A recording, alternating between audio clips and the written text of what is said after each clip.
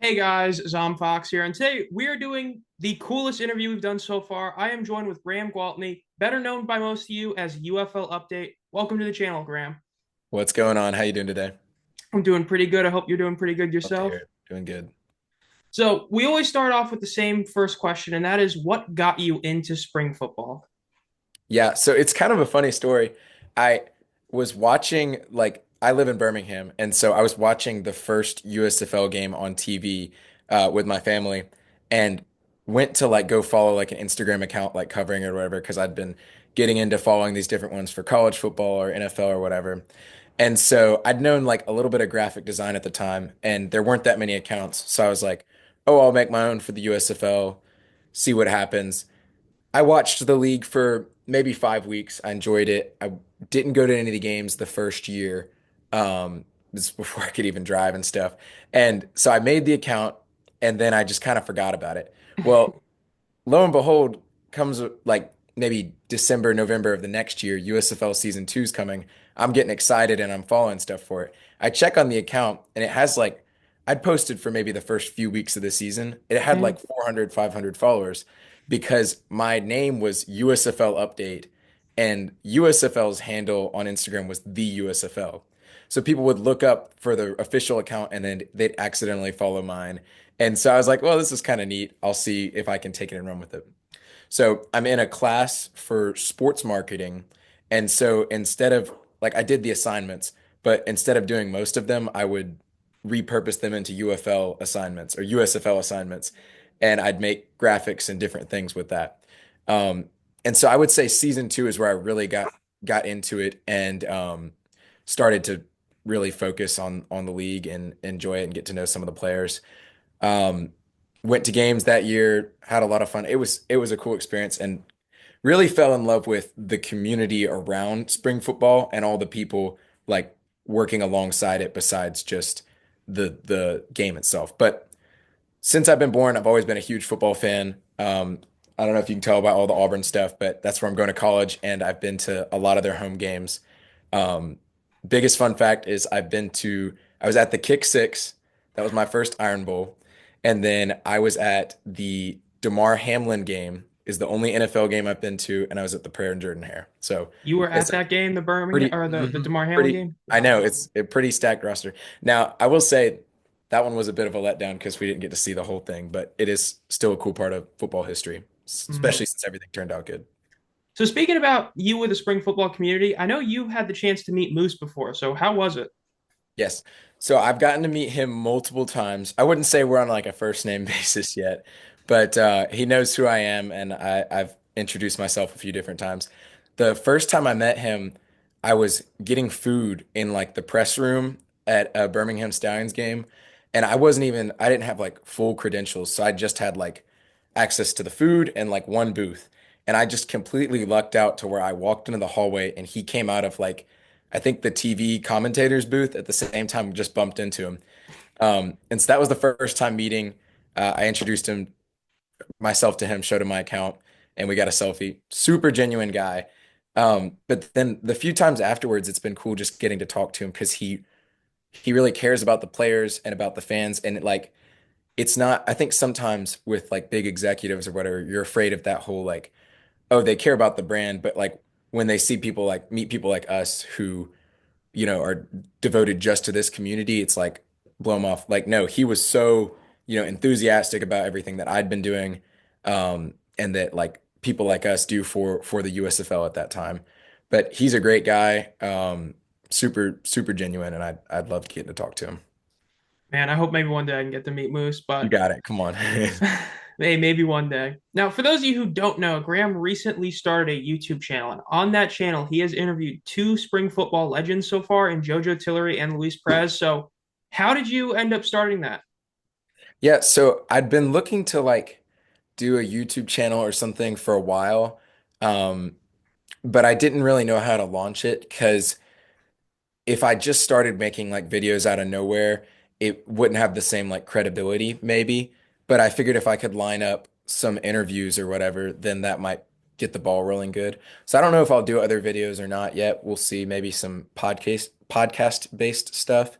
But I had a couple connections here and there, um, just through like Instagram DMs and random people you meet at like UFL games and stuff. So I worked that around to getting a couple interviews, um, and it worked out great. So the YouTube channel will just be kind of an extension of what I do on Instagram, and for me personally, it serves the purpose of like getting me film per se for Hmm. like doing journalism or something maybe in college or sports media.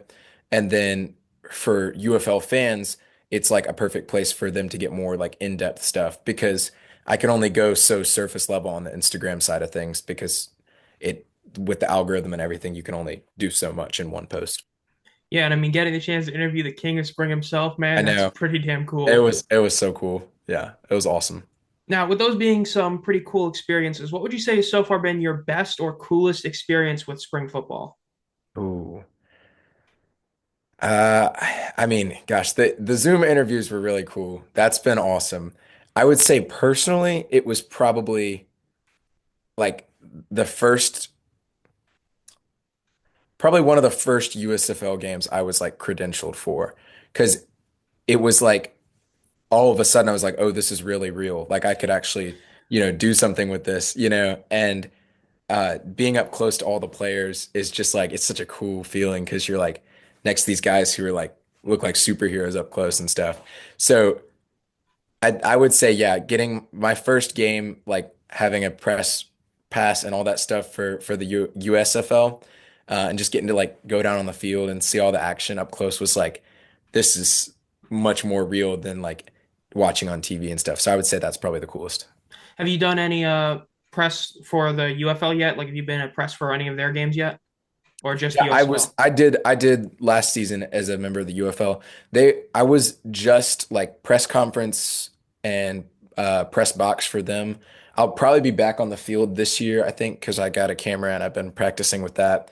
Um, but yeah, I've been to those games, and it kind of depends. You can go down like before and after on the field, Hmm. but I was registered as just like a media personality or whatever, so I didn't go down the whole time. So. Yeah, I mean, speaking of all his credentials, I can't remember exactly which one, but weren't you the first person to break one of the rule changes with the UFL or something when you went to one of the Stallions events? I don't know if I broke any rules. No, no, no. We I mean, like you were the guy who broke the story on one of the rule changes or something like Oh, that. broke the story. I was about to say, I was like, no. Yeah, yeah. No, no, not a rule breaker. Yes, I did break the story though on that was cool. That was another thing from Moose, another time I got to meet him, which it was just a fan event at Protective Stadium. And that one I wasn't even really credentialed for. It was just I registered to go. And that's the thing, USF or UFL is so good about giving fans all this access to people because what they really want is genuine fans who are like devoted to the sport, especially in the markets. So like I got to go and do like a photo op with Skip Holtz and Daryl Johnson, and I was like, well, while I'm here, I might as well get a good question in. And so I knew that the rule changes I had in my head like a few ones that were like different from the USFL and XFL. And so I knew when I got up there, I'd hit them with one of the questions, like which one are we going to be using? And then that was an easy thing to break. So that was pretty fun to get to break some of my first like breaking news. Yeah, I remember the reactions were all people were like, "How is this like true or anything?" It's like he was at the event. I I remember was that like, was come really on now, cool. I know. I'm a trusted source. Now, speaking of sources and stuff, I know late in 2023 you ended up actually joining PFN and doing some articles for them. Yeah. So, how was it writing for them, and will you be writing a new article soon? Yes, so I plan to get back into it soon. It's kind of hard in the off season, especially with school and all that stuff, just finding time to sit down and write a full article. I thought about maybe doing the interviews as article format, but we'll see as I'm kind of juggling the YouTube and the social media side of things right now. But working with PFN's been great. They're awesome. James Larson, all those guys. I got to do around the UFL one time, which was cool. So I joined their like panel, which was pretty neat. But yeah, everybody over there is great. And I'd worked with them for a while, like just like engaging with them at games and on social media. And I was like, well, this is a great opportunity for me personally to grow in my skills and like get to write some articles. And then I helped them out on like the Instagram side of things, like promoting their page. So it really benefited us both. Just like this, where I get to promote your YouTube, or I promote your Instagram, you'll promote my YouTube, and so it works together really nicely. Now, we've kind of alluded to it a bit already, but what is your main goal in sports media? Honestly, right now I just kind of want to see where it takes me. It's been so cool just this already. All the stuff I do with the UFL and USFL in the past has just been like a cool experience of like getting to like live out that childhood dream of like, oh, I get to be like in sports media. Like this is sick. I'm up here close and personal and now with the interviews getting to talk to all these cool people. Like it's just a really cool experience. And so I kind of try to take it a day at a time. I mean, I'd love to work for like ESPN or something crazy like that. Like that'd be really cool. But also like I know that maybe in 4 years my priorities might be different than what I have right now and a different career path might open up for me. But I do think like sports business or sports media is something I definitely am going to be interested in. I'll be pursuing. Um, but I don't know how. I definitely plan to do UFL stuff for the foreseeable future, but I just don't know how that's going to evolve over the next couple years. So the way I see it right now is I'll just keep taking what opportunities open up for me and just keep improving. Yeah, I mean, hey, you're getting a lot of stuff out there, the articles, Yeah. the Instagram page, now you're doing interviews. I mean, hitting a lot of different areas. Yeah. Now, this was a question from one of our community members, Trevor R., and he asked, what is the most rewarding part of what you do? I would say I think the most rewarding part has been I've seen this in the interviews a little bit, is how the players appreciate what we do. Um, like as fans of the UFL compared to like NFL or college football, like these guys really appreciate it when we care about their stories and like promote them and talk about them because they're just like us and they're trying to like achieve their football dream and make it work, especially in an area that's, not, it isn't mainstream football. So when they see someone who cares about them or who's, promoting their stuff, like all the players like are so genuine about their appreciation for you and then like encourage you to keep doing more and I think that's been one of the most beneficial things about it is that because like it makes you feel like you're actually making an impact for them which we are and Mhm. but you feel that so much more than you would in a bigger league where they really don't need you as much. I've told this story multiple times before, but Yeah. I was at the 2023 championship game, and I remember when the game was over, Josh Simmons ended up going into the stands, and Hmm. he stayed there taking pictures and signing for like well over 20 minutes after the game was fully over. And I was like, man, that is a really cool thing of him to do. Hmm. Now, That's yeah. this is a question that is a more negative one, but I've asked this, and I feel like this is one that's important. What is the biggest concern you have for the 2025 UFL season? Okay. um For me, I think it's pretty simple. It's the attendance. I know people are worried about the whole players' strike. Hmm. I don't think that that's a big issue. Um, but I mean, we'll see with that. But the attendance thing for me is a concern because I was hoping to see more improvement, at least on like the ticket sales Hmm. stuff, and then just the marketing in local cities. Like in Birmingham, I felt like with the USFL, we almost had more marketing than we do now with the UFL, just like billboards and stuff about and around.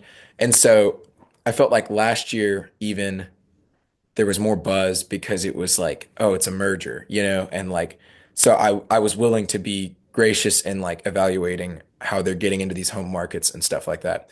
But I would just love to see more investment in the fans who are actually here because once you build that like fan base actually, in the home market, then games start to look better on TV. Then you start Hmm. getting people on TV watching. Then you start having people take the league a whole lot more seriously. So that would be my only concern. But even then, the nice thing is that's not make or break for the league, especially from like a financial standpoint. So we can try it again next year. But we'll see. Hopefully it improves. Yeah, I feel like a lot of people seem to think that this is like a lot of lower end leagues where attendance is like half your revenue. And Hmm. it's like they don't realize that. I mean, they're on Fox and ESPN and Yeah. ABC. No. I mean, Yeah. the money's coming from the TV. Hmm. But I definitely agree. My biggest concern is the attendance, the season ticket numbers being down. I wasn't Yeah. shocked at it with how bad the ticket holders were treated last year. Hmm. So hopefully we see some improvement. But is there anything else you'd like to share? Yeah, I'm super pumped for the season. I mean, overall, I still think we're moving in the right direction. Friday night football is going to be awesome. That's probably something I'm most excited for. And I think Houston will improve a lot with their, attendance to end on a positive note. And hopefully we'll see that in other areas as well. But overall, I think it's going to be a great season. I really appreciate you having me on, and let me share my story with you. Well, it was great having you. Now, if you want to check out his YouTube channel, his Instagram account, or his Twitter account, I'll have the links to all three of those down in the description below. Thank you all for watching. Have a great night.